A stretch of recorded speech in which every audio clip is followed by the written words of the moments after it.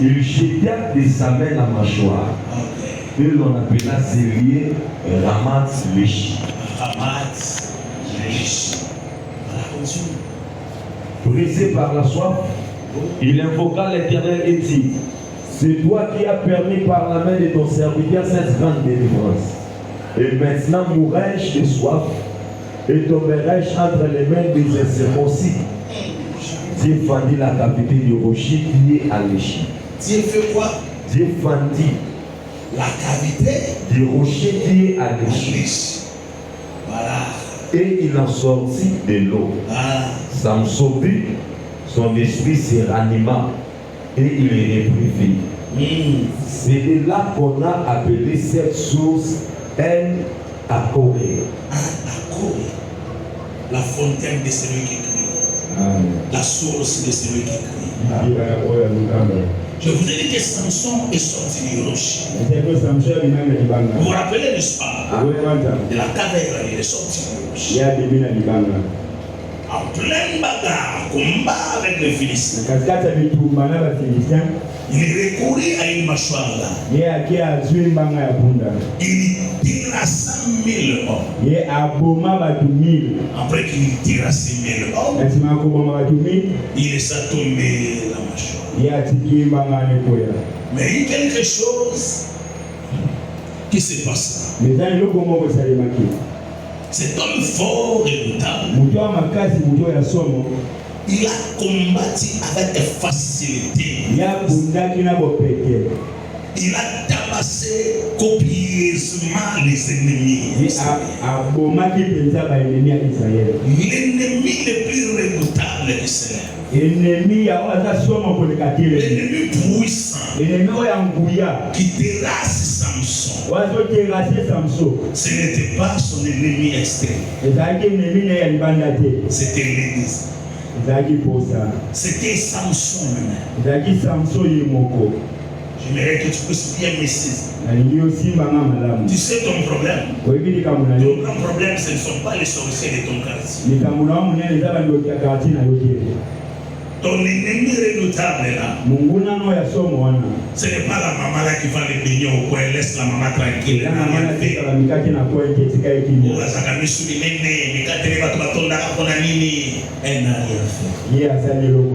Ton ennemi redoutable, c'est toi. C'est toi. Tes désirs. La pression qui s'exerce en toi. Il arrive un moment de la vie où nous remportons des grandes victoires, où nous mettons à genoux les soucis, où les situations et les circonstances de la vie nous obéissent. Mais les plus grands défauts, nos plus grandes défaites arrivent souvent avec un nous-mêmes. L'incontinence, incapable de s'abstenir, manque de maîtrise de soi. Un monsieur qui s'emporte facilement. Une femme qui s'emporte facilement. J'aime la Bible. La maison de l'insensé. Et cette femme-là insensée, ce n'est pas l'ennemi qui renverse sa maison. Vous connaissez l'histoire de cette femme. Elle a défié les tempêtes. Elle a défié le vent. Elle a défié la fatigue. Elle a défié la faiblesse. Elle a bâti une maison. Une maison formidable. Tout le monde a clamé. Tout le monde a dit, waouh, cette femme, elle est formidable. Vous connaissez l'histoire de cette maison. Cette femme-là, c'est elle-même qui a renversé sa propre maison. Car la femme insensée, elle renverse sa maison avec ses propres mains.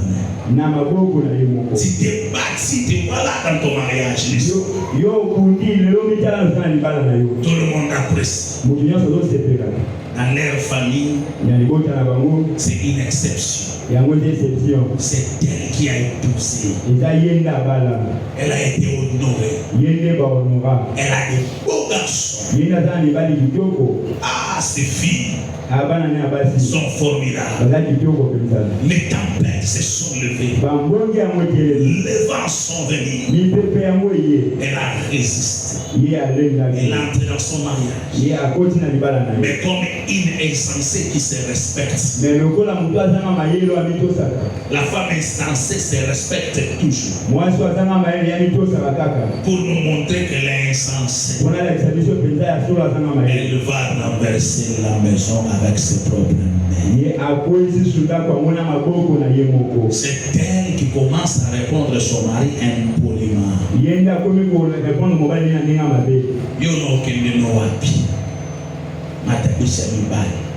Batanga mibali batanga yo. Nasona kakoli yo. Okoma na système okoma na mwendesa. Ah. Ça va.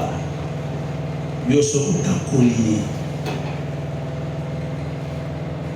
Le problème de Samson, c'était sa soif. C'est sa soif qui est tuée maintenant. Elle regarde son mari. Elle rappelle à son mari. Mais il se passe à peine d'être tout là. Et puis combien de temps ah, ça va. Allez. Oh, tu veux dire allez. Tout ça le problème, tout ça non, on va pas limiter la fiançaille. Mais il y a aucune politesse. Jean-Robert, il faut garder les années pour y nous arrêter. Maintenant, nous sommes. On va engager qui ont fondé dans la table de l'Okabelo. On a dit ça dit, et pas nous sommes au Kabalo, nous sommes au Lobelo, nous sommes au Lobelo. Ok, c'est bien, c'est bien. Donc, on y a la félicitation.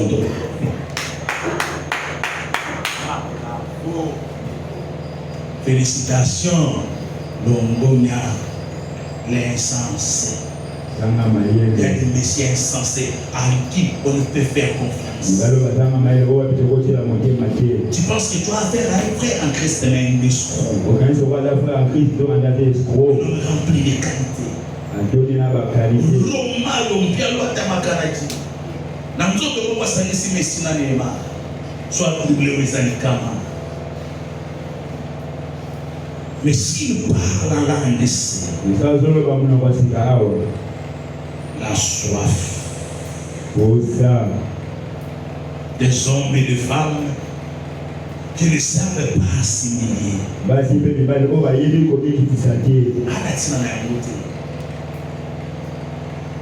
Animation à Tilioba. Oh, nous sommes comme ça, vos frères. Somos os lenga, nous sommes à Camo. Deux personnes qui tombent lenga. Et la soif.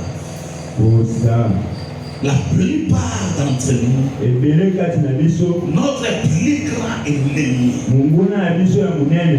ce n'est pas l'extérieur, c'est nous. Ton problème, ce n'est pas Satan. Des fois, ton problème, c'est toi.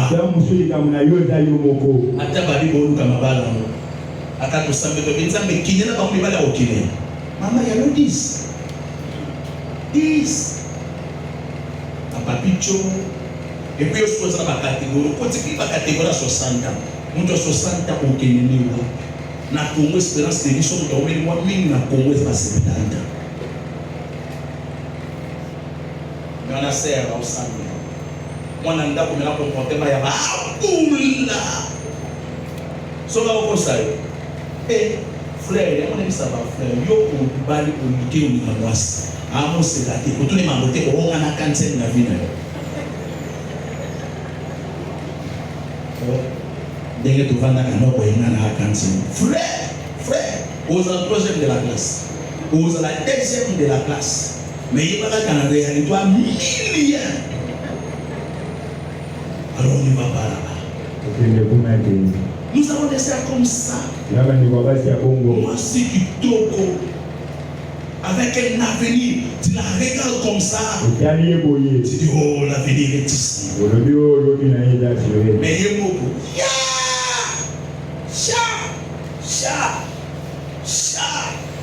Au tellement on va l'appeler la chiche au lieu de mal. Au moins on assume tout le monde a la milinga. Mais tout le monde ça Daniel. À Babylone nous bien chercher la capelle de la fournaise ardente. Voilà, on appelle la chicha. Et puis c'est pas pour moi, mais la fièvre. Ah, le problème de Samson, ce n'était pas l'ennemi extérieur. C'était l'ennemi intérieur qui était terrassé maintenant. Il avait remporté une très grande victoire. Mais il s'est retrouvé entre la vie et la mort, pressé par la soif. C'est ce qui arrive souvent aux frères. Ils sont chassés des démons. Mais quand Marie Djondjolina, c'est beaucoup de salakala. On a supposé kala douceur. Si frère, on se baptisé. Ton ennemi. C'est toi. Comment tu peux être un aventurier en temps comme ça? Au milieu de l'aventure,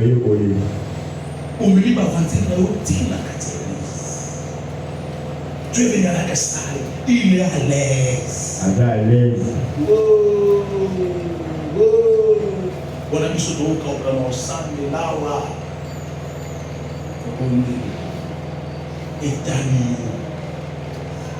Vous savez, je suis pasteur de l'église. Je suis pasteur. Na pasteur na moi, na pasteur na Poutou. Na Molini, na pasteur. Oui, je suis votre pasteur. La montée, c'est moi qui pédé. La banque de l'île, elle est pas là. Au son que n'a pas de qui pédé. Ils sont là. Au sein de ma vie, ça n'a pas de la au ça n'a pas de so vous avez ça quelqu'un a été donc on est si na yebi et si pas t'es qu'on a fait pour ma vie qui peut on a malade va payer là tu vois ennemi toi-même ennemi de ta propre vie c'est une question de conscience tout simplement. À ton âge, tu as 20 ans. C'est à l'église. Jean-Robert Epaille. Le roi déjà n'a pas Jean-Robert, vous m'avez pas Minaka. Asa sert en Christ, ma dimagana Minaka. Il y a des choses comme Mobali à Minaka. Oh, dis-moi Amen. Mais ça m'amène bien. Avec papa, on est du sabaté. Écoutez. C'est mon papa, c'est plutôt beaucoup. Na bataille, nous sommes aux années. Mais on a dit qu'on a oué dans mon église. Alors, bien. Vraiment. À côté de la l'église. Voilà, je suis comme ça, ouais, monsieur. Il y a la santé va dire, débat, papa qui me s'en va dans l'église. Qui m'a bien suscité. Voilà, je suis tout hier, il a mis son main. Elohim, l'État d'Israël, l'État de toute sainteté et de crainte. À côté de la guerre, on s'est gagné. Ce qu'on a dit à Polana, on peut être l'homme là. Voilà, à côté de tout le monde a massé à taille. À tout le monde a rappelé de figurer des tailles à Romon à Mollet. Ah, ça va, c'est bien. Mais qui est cet homme responsable dans tous ces états? Mais nani ne mobala tapena responsable. Antoba l'échantillon. On a pas moi si na mabali moi si na bango. Oya simba lipeka. Oya simba lokolo. Oya simba mbanga. Mais c'est la cause. So on mo tchao. Mulimo moni kanga dadite.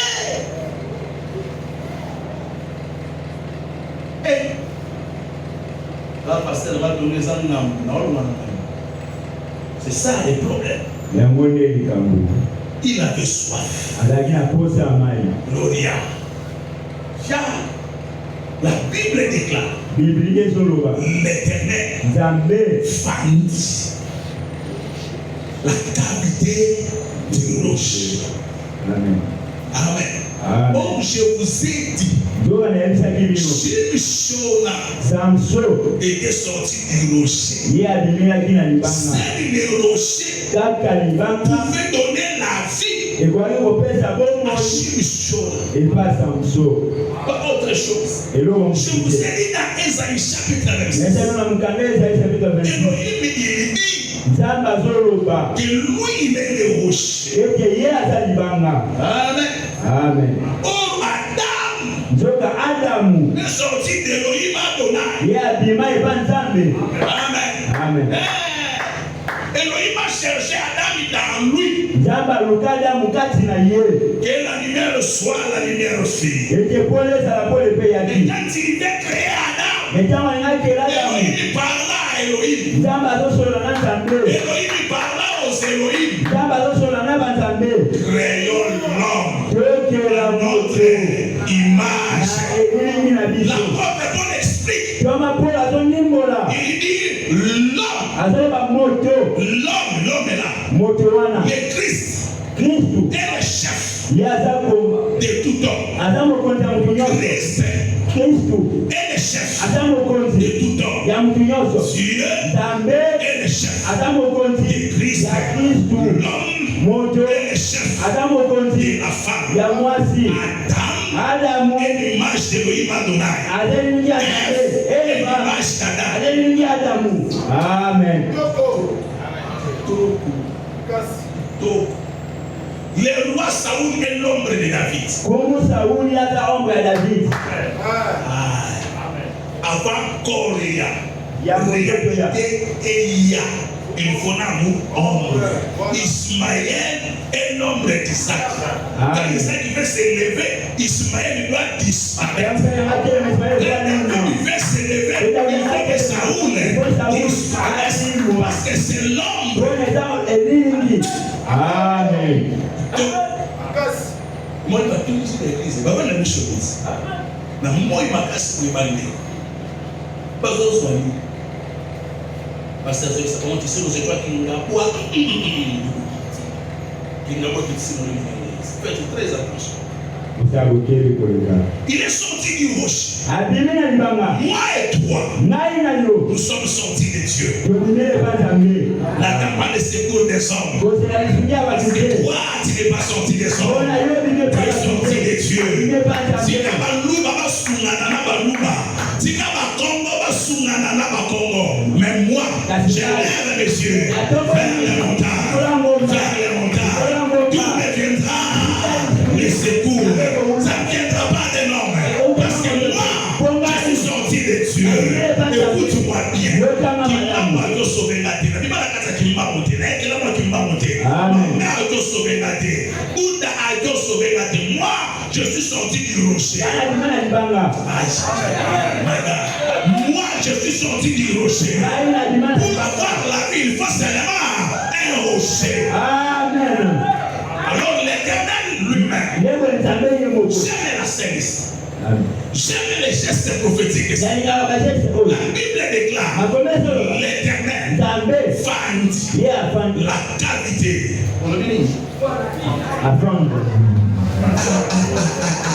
Revenez dans la livre. Revenez à fendit. Revenez dans sur bête. Maintenant, revenez dans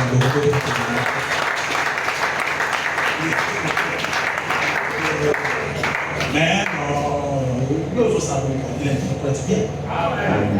Déjà 100%, il est déjà de 70%. Il y a un mot qu'on a aussi.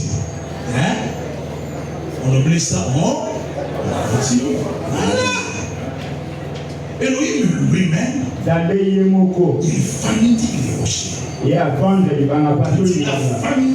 rochers. La Bible déclare l'eau sortit du rocher.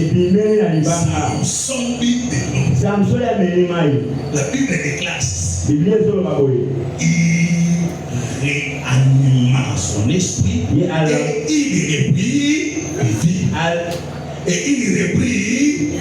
Donc dans les langages symboliques, la soif c'est la mort. Amen. Numéro 9. Alléluia. Raison pour laquelle Jésus, dans Jean chapitre 4, verset 15 il parle avec la femme samarienne. Jésus dit à la femme samarienne, à tout moment que tu viendras ici, boire de cette eau, tu auras toujours soif. Ok, c'est-à-dire tu vas toujours mourir. Parce que le bruit ici, qui est le bruit de Jacob, c'est le ministère de la mort.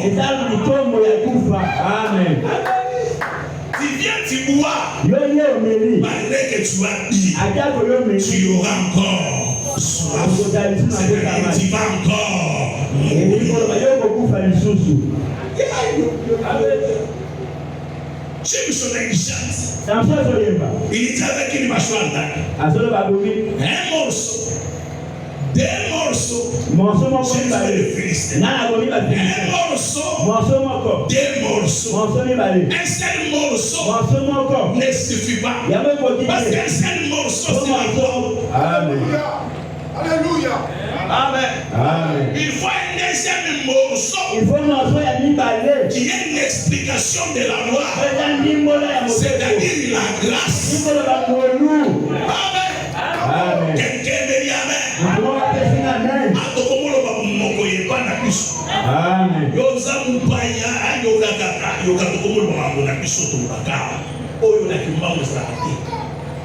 La mission tata tutundela bondeli balingi kitomba bata bayeyo te sudunga bona sana ninge kosa uta nyati na takinga mona kitomba adam brote tutundela zambela ngai afoni dictionnaire ya mona kotika bandefu haleluya yoko mama ipele na changer speed bata sana kosa mkongo nini mukagi ndeko kono kusema ni kono je suis le parole du Congo spirituel pour écouter il faut avoir l'oreille un morceau c'est la condamnation. C'est la loi. Et la Bible dit il a pris le mâchoire, la mâchoire. Il a laissé tomber la mâchoire. Parce que c'était une dispensation. Ici je parle maintenant comme un prophète. C'était une dispensation. Amen. Un morceau c'est Moïse. Le deuxième morceau c'est Aaron. Moïse reçoit la loi. Aaron fait la lecture de la loi. C'est les deux morceaux. Mais pour la vie, il faut laisser tomber les deux morceaux. Amen. Ministre prophète. Rosagana. Autre que Nagokuna. La loi Dingi. Ya, parce que Bosco. Ya. Tika. S'il ne s'agit pas de français, on a dit théologie. Donc, je suis bidon à l'interprétation des Écritures. Ma bidon à l'interprétation des Écritures. Et ça dit. Les questions de la périodactique. Elohim fendit la cavité du rocher. Or Esaïe Elohim est le rocher. C'est-à-dire le rocher fend le rocher.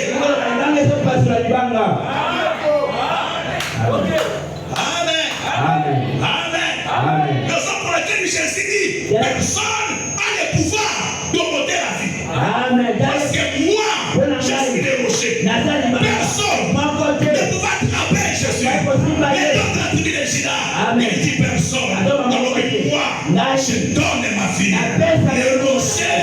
tu vas les rocher. Oh, femme, si tu bois de cette eau, tu auras soif.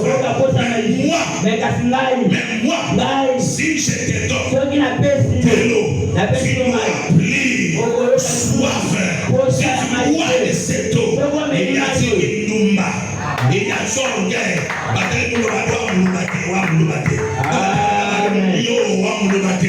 Parce que de l'eau a écrasé la soif. La soif de l'impudicité, la soif de l'orgueil, la soif de l'arrogance, la soif de la maladie, la soif de la pauvreté, la soif de la médisance, la soif de la honte. Si je te donne de cette eau, mais pour donner cette eau, il faut que les rochers soient fendus à Golgotha. Jean chapitre 19. Verset 32 à 34. Amen. La Bible déclare les soldats romains ont commencé la vérification. Ils vérifient les deux voleurs. Ils trouvent que les deux voleurs n'étaient pas encore morts. Il a rompu les pieds des deux voleurs. Quand il arrive auprès de Yoshua, la bonne nouvelle de Yoshua devait marcher de génération en génération, de siècle en siècle. Alors si tu romps les pieds, comment il va marcher de génération en génération? L'esprit de Jézabel arrive jusqu'à l'Apocalypse parce que les chiens n'ont pas mangé le pied de Jézabel.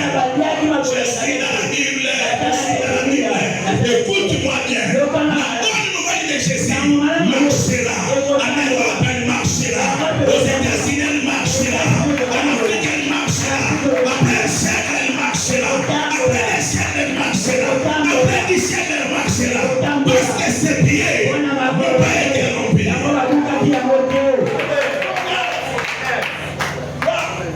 Quelqu'un dit Amen. Amen. Ah, quelqu'un ajoute Amen. Amen. Oui, je dis. Qui me dit Amen. Amen. À Golgotha, les soldats, ils viennent. Ils vérifient. L'esprit de l'Élohim a donné des soldats, les soldats romains. Les soldats romains, ils placent sa lance pour accomplir la prophétie, pour accomplir les Écritures. Il perça Jésus à ses côtés. La Bible déclare l'eau et le sang jaillit. Les rochers qui frappent les rochers. Il y a Elohim qui frappe Elohim à Golgotha. Dieu qui déchire son fils et qui nous a donné de cette eau. Si tu bois de cette eau, tu n'auras plus soif. Yamabofosete. Makambongana sela nzambi yo sela nzambi. Yo sela nzambi. Bino wa but baba kunaji. Donc yo wana mabosa nzambi. Ah non. Ata ukila rusala ngakona kitu. Amen. Amen. Amen. Donc si tu es un rocher. Yo posa libanga. Je commence à plotter. Yabani osebisa. Amen. Amen. Si on ne te frappe pas, tu ne vas pas donner de l'eau. L'eau, c'est la vie. On doit te frapper avec la parole. Oui, la bétina. Amen. C'est la technique qu'on était. Amen. Et le salut. Au moment où on parle, Bible écoute le Bible, je vous donne la maman. Donc, apôtre Paul, maman va lui voir la table au bateau, apôtre Paul a pas la tête. Va bâtir le Nyama, la Bible, exemple de Bible, avec les pas ni des tresses, ni des boucles d'oreilles. Par exemple, ça va nous voir. Où tu dois où dans l'homme par maman, et ma maman où tu dois pour l'homme qui était frère à Kénat. Frère, la taille qui sont maman, frère. Il y a des gens qui sont là, maman, tu es au bout de la langue. You qui s'ama.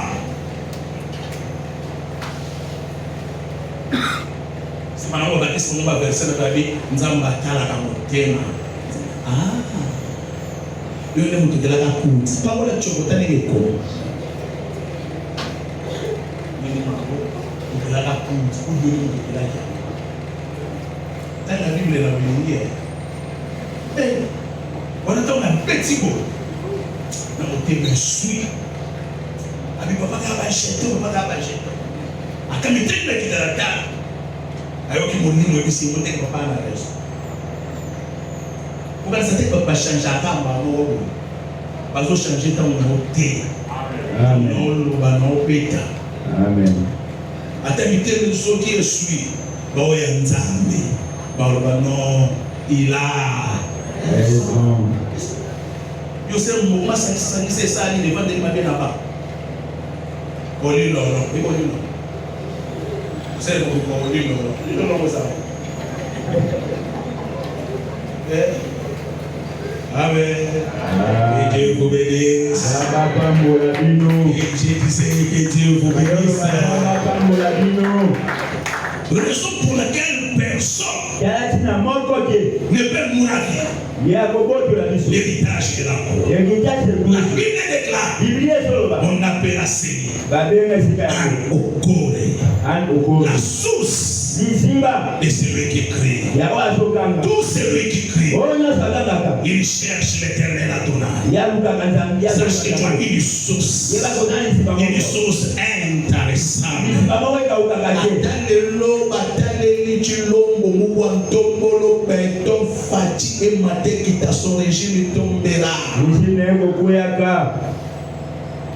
Kitinera bokonzi ekoleka. Amen. Pour la fierté, pour ça va passer. Ekoleka. Mais il y a une source qui est intarissable. Et qui m'a régime, le régime à Chilombo, la Bénélie à Yoki. Oh, le régime à Kabila à Yoki. Oh, Moussa Yoki. Je ne dépends pas du régime des magiciens. La source est intarissable. Raison pour laquelle pendant 7 jours, nous allons crier. Amen. Amen. Nous sommes vrais. Nous sommes vrais. Amen. Je te dis vrai. Amen. Je te dis vrai. Pendant 7 jours, nous allons prier. Écoute ce que nous avons dit. Écoute-nous ce que nous avons dit. Amen. Amen. C'est sur l'opportunité de chercher Dieu. Alors ne sois pas incrédule. Tu connais l'histoire de Maman Anna, non? Maman Anna a bibliothèque, Maman Anna a biche. Vous voyez bien, Maman Anna a beaucoup. Vous voyez bien, vous voyez bien l'histoire de nous autres, nous avons bien. Hein?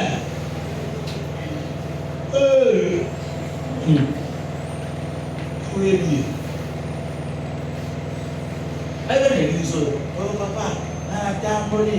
About this, as I found out. Tamboli, about this, I say, écoute. Bye, c'est fini. Mort comme ça. Situation calme. À continuer. Quand Zambo, qu'on a le gaba. Il y a un frère qui me disait, pasteur, mais non, ok, bon, papa. Mais tu m'as dit, il nous a habitué à se sentir en Angleterre. Soit il dit comme ma casse, côté la chambre, Fukama, et puis c'est papa Tanda pour l'eau exacte. Bah, nous ne pouvons pas foutre ce qui va m'énerver et l'eau pour exacte. Formula, papa a formula la lola.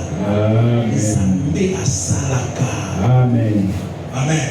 Pendant 7 jours, le thème c'est l'homme qui est dans la vie. Thème nous avons pendant 7 jours. Oui, côté de mon soeur, et à bien, parce que Tabita, Tabita. Bah, tu vas au lait, bah, décider la vie, tu vas la poêle. Bah, du pierre et dans la vie. Pendant 7 jours, l'homme ouais, il sera dans la vie. Amen.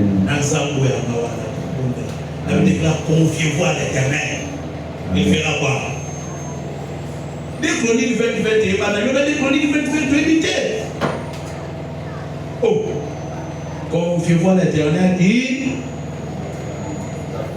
Ça c'est des amants pour lui. Confiez-vous à l'Éternel, il vous. Il y a serviteur les prophètes. Vous. Ok. Les personnes croyez en Dieu. Croyez. Donc pendant 7 jours, tu vas croire en Dieu, tu vas croire à Gédéon Kalambay. Amen. Tu vas croire de la Torah. Amen. Si la CIC déjà. Mais il s'est une autre chose, dans laquelle tu peux faire l'enveloppe. Banda, et ça n'a pas tout eu.